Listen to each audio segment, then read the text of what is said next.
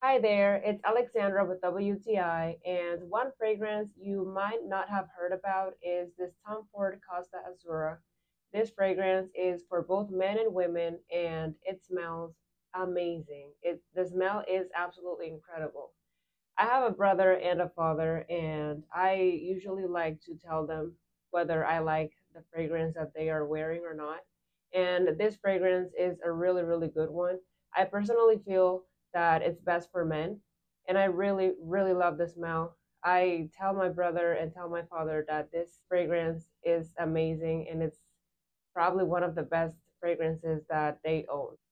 The main accords of this Tom Ford Costa Azura are aromatic, woody, citrus, fresh spicy, marine, amber, herbal, and warm spicy. And also the top notes are driftwood, seaweed, agarwood, ambret, cardamom, and celery seeds. So this fragrance is definitely one that you should try because it has such a unique smell, and it's a smell that will definitely remain on anybody's memory if they ever smell it.